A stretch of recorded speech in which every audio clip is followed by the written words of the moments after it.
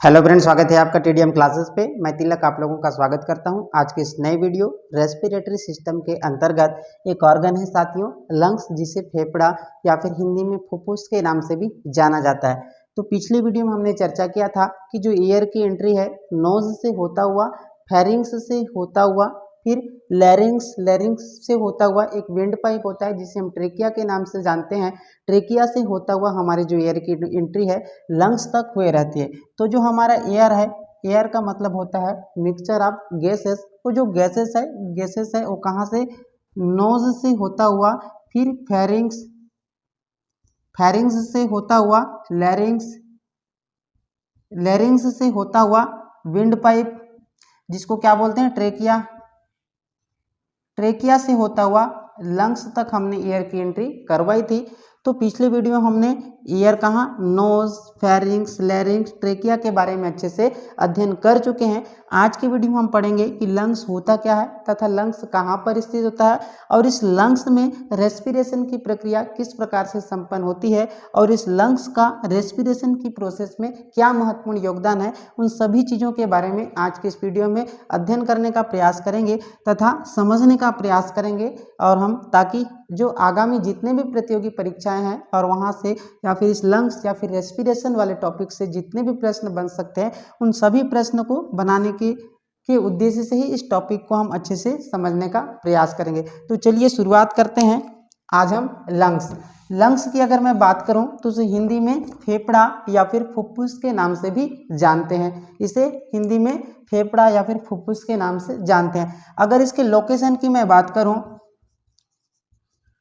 अगर इसके लोकेशन यानी कि कहाँ पर लंग्स स्थित होता है उसकी अगर मैं बात करूं तो जो कैविटी होती है या फिर जिसको हम लोग क्या बोलते हैं, थोरेसिक कैविटी के नाम से जानते हैं। क्या नाम से, थोरेसिक कैविटी, जिसको कहा जाता है वक्षीय गुहा। मतलब थोरेसिक कैविटी या फिर वक्षीय गुहा में क्या स्थित होता है, लंग्स या फिर फेफड़ा स्थित होता है। और इसकी संख्या कितनी होती है अगर मैं बात करूं, इसकी संख्या अगर मैं बात करूं तो 1 पेयर्स क्या पाया जाता है, लंग्स पाया जाता है। अर्थात ह्यूमन बॉडी का जो रेस्पिरेटरी सिस्टम होता है उसमें लंग्स की संख्या कितनी होती है, अगर आप लोगों से प्रश्न पूछे तो लंग्स की संख्या होती है 1 पेयर्स होती है। अगर मैं इसके वेट की अगर मैं बात करूं, वेट की अगर मैं बात करूं अप्रोक्सीमेटली, अगर इसके वजन की मैं बात करूं तो 1.5 केजी, 1.5 केजी से 1.7 केजी के समथिंग एक जो हमारा लंग्स होता है उसका वजन होता है। अगर मैं ग्राम में बात करूं तो 1500 ग्राम से 1700 ग्राम के समथिंग जो है हमारे लंग्स का वजन होता है। इसके बाद अगर मैं बात करूं इसके कलर की अगर मैं बात करूं, अगर फेफड़ों के कलर की बात मैं अगर करूं तो एक नेचुरल जो फेफड़ा होता है उसका कलर होता है पिंक कलर होता है। पिंक यानी कि गुलाबी कलर का होता है। अगर कलर कैसा होता है अगर आप लोगों को कोई पूछे तो जो हमारा जो नेचुरल जो लंग्स होता है उसका कलर होता है पिंक कलर का। और जैसे जो ज़्यादा मात्रा में क्या करते हैं, स्मोकिंग करते हैं या फिर पोल्यूशन वाले एरिया में रहते हैं, उन लोगों का लंग्स जो है टार जमा होने के कारण ब्राउन कलर का या फिर भूरे कलर का होता है। कौन से कलर का, ब्राउन या फिर भूरा कलर का होता है। कौन कौन से, स्मोकिंग या फिर जो पोल्यूशन वाले एरिया में रहते हैं उन लोगों का जो लंग्स का कलर होता है वो पोल्यूशन की वजह से लंग्स में टार जमा हो जाने के कारण इनके फेफड़ों का कलर होता है ब्राउन कलर का होता है। इसकी अगर मैं फेफड़ों के अध्ययन की बात करूं या फिर अगर आप लोगों से कोई प्रश्न पूछे कि जो स्टडी है फेफड़ों के अध्ययन को क्या कहा जाता है, अर्थात साइंस की वह शाखा जिसके अंतर्गत फेफड़ों का अध्ययन किया जाता है उसे कहा जाता है पल्मोनोलॉजी। उसे क्या कहते हैं, पल्मोनोलॉजी कहा जाता है। अर्थात जहां पर भी पल्मोनो वर्ड आए उसका संबंध किससे होता है, फेफड़ा से होता है। और इसके जो स्पेशलिस्ट होते हैं उसको क्या कहा जाता है, उसके जो स्पेशलिस्ट होते हैं या फिर जो डॉक्टर्स होते हैं, जो फेफड़ों से संबंधित रोग या फिर फेफड़ों से संबंधित जो स्पेशलिस्ट होते हैं उनको कहा जाता है पल्मोनोलॉजिस्ट कहा जाता है। ये तो हो गई लंग्स से संबंधित कुछ महत्वपूर्ण बातें। इसकी अगर मैं मेम्ब्रेन की बात करूं, कि लंग्स में जो मेम्ब्रेन पाई जाती है, जो क्या करती है, उसको प्रोटेक्शन ऑफ लंग्स, मतलब लंग्स को सुरक्षा प्रदान करने के लिए क्या पाई जाती है, एक झिल्ली पाई जाती है। इसकी अगर मैं मेम्ब्रेन की बात करूं, मेम्ब्रेन जिसको क्या कहा जाता है, झिल्ली कहा जाता है। जो फेफड़ा होता है उसमें पाई जाने वाली जो झिल्ली होती है उसे कहा जाता है प्लूरा। उसे क्या कहा जाता है, प्लूरा के नाम से जाना जाता है। जो फेफड़ों में पाई जाती है जो मेम्ब्रेन होती है उसे कहा जाता है प्लूरा। और ये जो प्लूरा होती है वो दो प्रकार की होते हैं, एक आउटर तरफ पाई जाती है और एक इनर तरफ पाई जाती है। जो इनर की तरफ पाई जाती है उसको कहा जाता है विसरल प्लूरा, विसरल प्लूरा। और जो बाहर की तरफ पाई जाती है उसको कहा जाता है पेराइटल प्लूरा,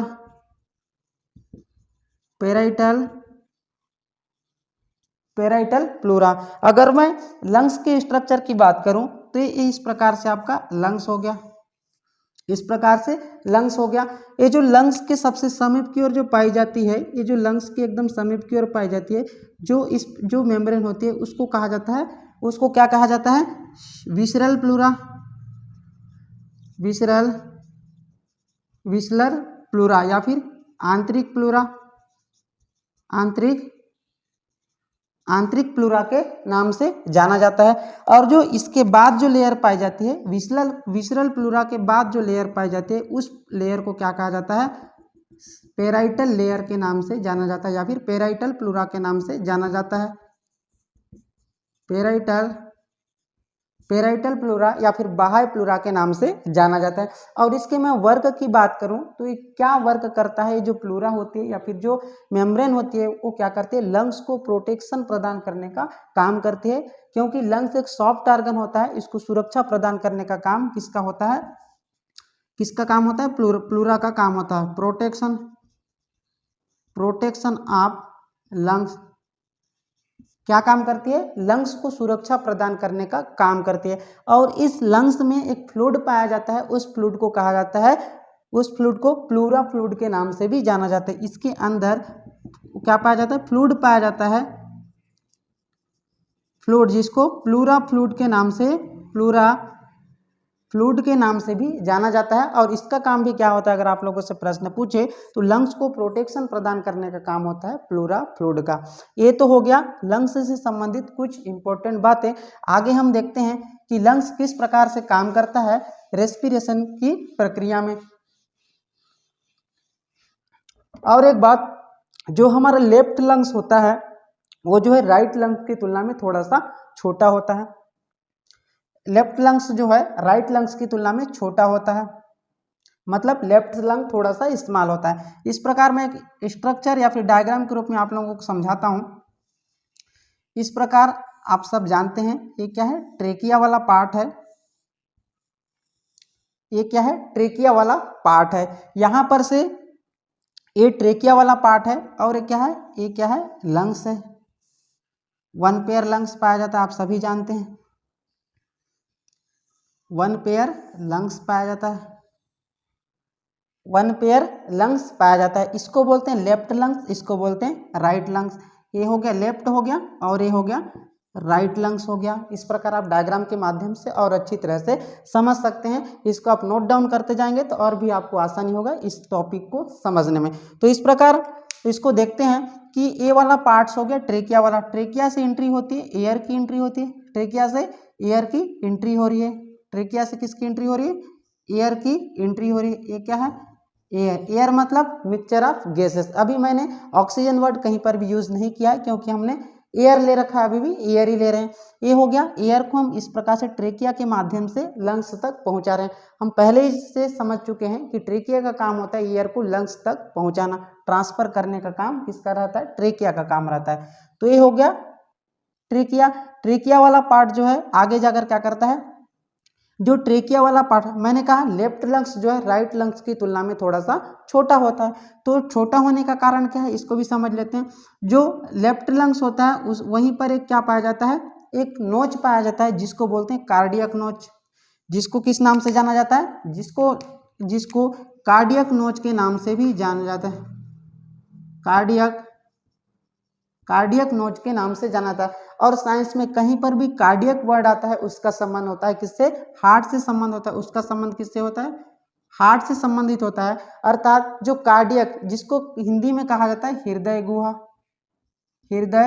गुहा, अर्थात वह गुहा जहां पर हृदय या फिर हार्ट प्रेजेंट होता है उसको कार्डियक नोच के नाम से जाना जाता है। यहीं पर क्या होता है, हार्ट जो है प्रेजेंट होता है। ये तो हो गया कार्डियक नोच की बात। उसके बाद जो एयर है ट्रेकिया से होता हुआ लंग्स में इंटर कर रहा है, तो आगे जाकर क्या होता है, जो ट्रेकिया होता है वो डिवाइड करने लगती है अपने आप को। आगे जाकर जो ट्रेकिया होता है वो छोटी छोटी शाखाओं में बढ़ जाती है। इस प्रकार की शाखाओं में बढ़ जाती है। ट्रेकिया क्या करते हैं, इस प्रकार की शाखाओं में बढ़ जाती है। ट्रेकिया इस प्रकार की शाखाओं में बढ़ जाती है। इधर भी ट्रेकिया क्या करेगा, डिवाइड करने लगेगा अपने आप को। ट्रेकिया का क्या होता है, प्राइमरी डिवीजन होता है। इसको आप लिख सकते हैं प्राइमरी डिवीजन ऑफ ट्रेकिया। इसको क्या लिख सकते हैं, primary division of trachea. Primary division of trachea मतलब ट्रेकिया का प्राथमिक विभाजन। क्या लिख सकते हैं, ट्रेकिया का प्राथमिक विभाजन।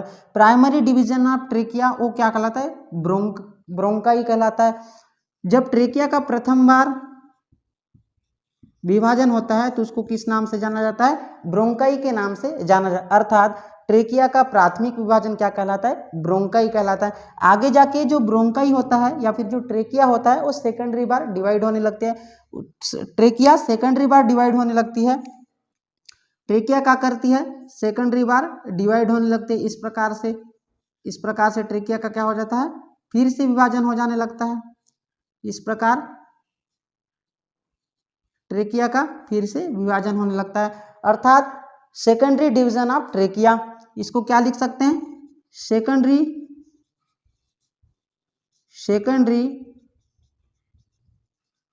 Division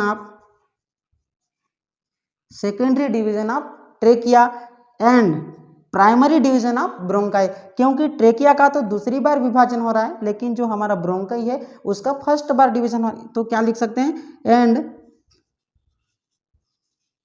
primary division of bronchi.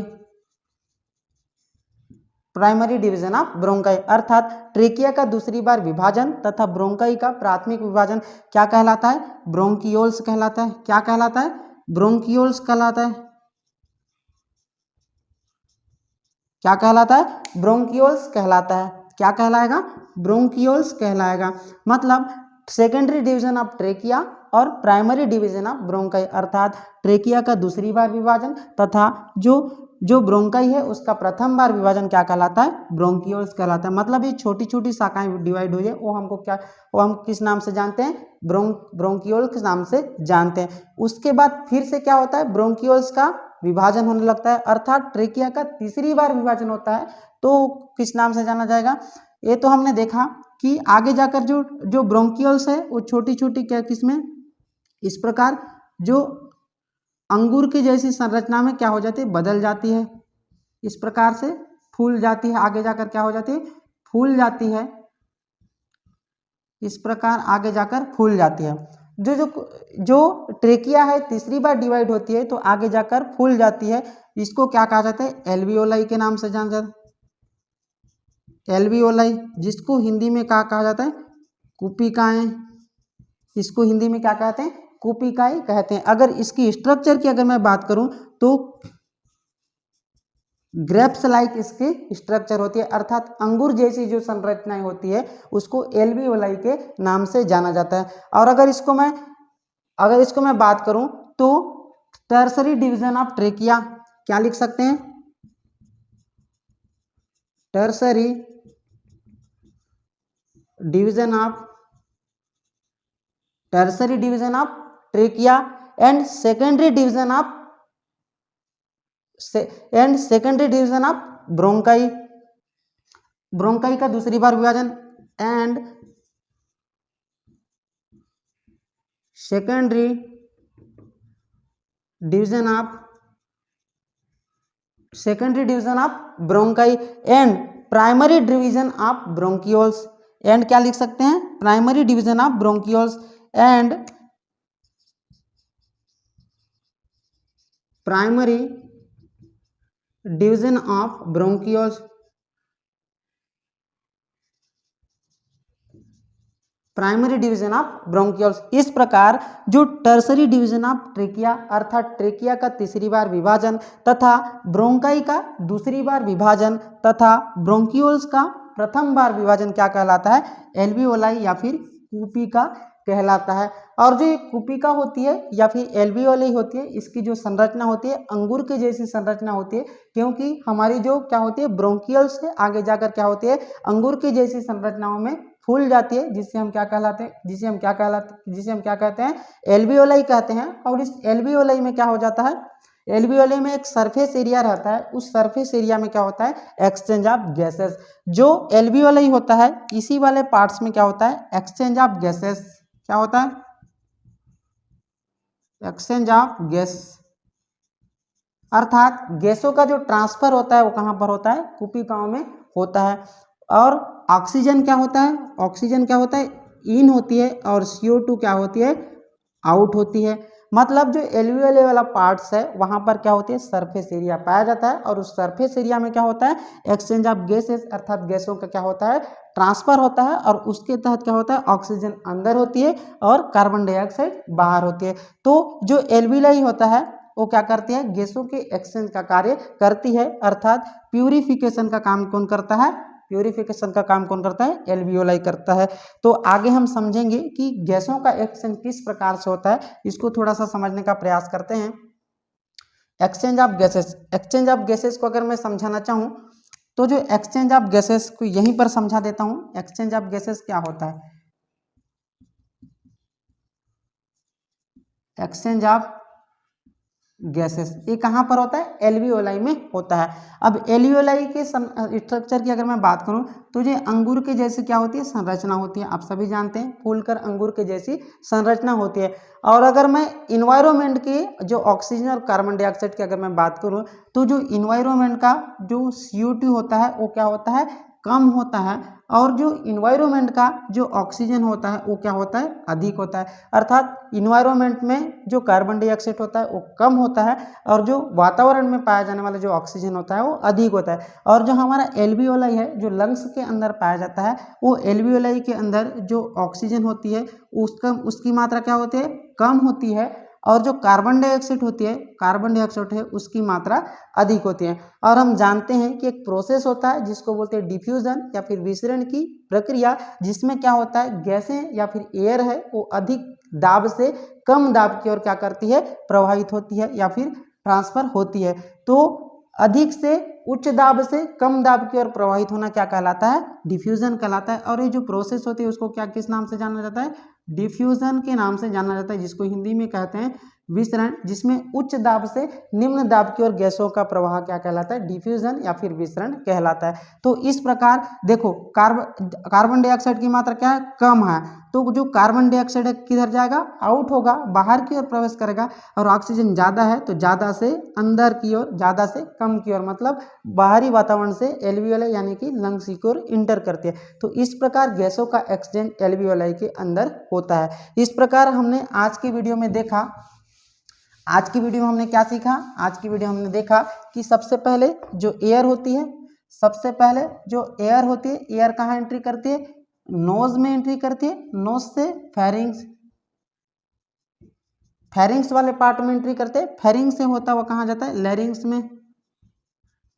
में एंट्री करता है, लैरिंग्स से फिर कहाँ जाता है विंड पाइप या फिर जिसको किस नाम से जाना जाता है ट्रेकिया के नाम से जाना जाता है। ट्रेकिया फिर क्या होता है डिवाइड होती है जिसको क्या बोलते हैं ब्रोंकाई कहा जाता है। ब्रोंकाई फिर किस में डिवीजन होता है ब्रोंकियोल्स में, फिर ब्रोंकियोल्स का डिवीजन होता है, फिर वो क्या होता है एल्वियोलाई में जाता है। इस प्रकार गैसों का इस प्रकार जो कार्बन डाइऑक्साइड है एल्वियोलाई से होता हुआ ब्रोंकियोल्स, ब्रोंकियोल्स होता हुआ ब्रोंकियो, ब्रोंकाई, ब्रोंकाई से ट्रेकिया, ट्रेकिया से लैरिंग्स, फिर फेरिंग्स, फिर नोज से होता हुआ एयर क्या होता है बाहरी वातावरण में आउट होता है। ये कौन सा है CO2। और जो हमारा O2 है, O2 किस प्रकार आता है नोज से होता हुआ pharynx, larynx, trachea, bronchi, bronchioles तथा एल्वियोलाई में आता है। फिर यहाँ पर से कहाँ जाता है हार्ट्स में जाता है। फिर हार्ट्स के माध्यम से शरीर के विभिन्न भागों में शुद्ध रक्त के माध्यम से शरीर के विभिन्न भागों में ऑक्सीजन का प्रवाह होता है। इस प्रकार आज की वीडियो में हमने लंग्स के अंतर्गत ये देखा कि जो हमारा एयर की entry nose, pharynx, larynx, trachea से होता हुआ लंग्स में किस प्रकार पहुंचता है। फिर लंग्स में जो है ट्रेकिया का जो डिवीजन होता है, जो प्राइमरी डिवीजन होता है उसको ब्रोंकाई कहा जाता है। फिर ट्रेकिया का जो सेकेंडरी डिवीजन होता है उसको ब्रोंकियोल्स के नाम से जानते हैं। ट्रेकिया का जब टर्सरी डिवीजन होता है तो उसको एल्वियोलाई के नाम से जानते हैं। और एल्वियोलाई का महत्वपूर्ण कार्य होता है गैसों का एक्सचेंज करना। इसी के द्वारा ही क्या होता है ऑक्सीजन हमारे शरीर में अंदर आती है, यानी लंग्स में अंदर आती है, और जो है कार्बन डाइऑक्साइड को बाहर किया जाता है। तो साथियों आज की वीडियो में हमने लंग्स वाले चैप्टर या फिर टॉपिक, जो कि लंग्स यानी कि एक ऑर्गन है और इसकी जो लंग्स है इसकी जो प्रक्रिया है श्वसन की प्रक्रिया में क्या महत्वपूर्ण योगदान है, उसको आज हम इस वीडियो में देखा तथा समझने का प्रयास किया है। अगर आप इस तरह के टॉपिक पर इंटरेस्ट रखते हैं या फिर आपको इसी तरह के वीडियो देखना पसंद है तो आप हमारे YouTube चैनल TDM क्लासेस को सब्सक्राइब कीजिए तथा बेल आइकन को दबाना ना भूलें। तथा अगर वीडियो अच्छा लगता है और आपको लगता है कि इस वीडियो के माध्यम से आपको कुछ नई चीज़ें सीखने को मिलती है या फिर आपको आपके काम की चीज़ें इस प्लेटफॉर्म पर सिखाई जाती है तो आप इस चैनल को सब्सक्राइब कीजिए, वीडियो को लाइक कीजिए तथा बेल आइकन को दबाना ना भूलें। और अगर वीडियो अच्छा लगता है तो इसको शेयर करिए। थैंक यू, जय हिंद।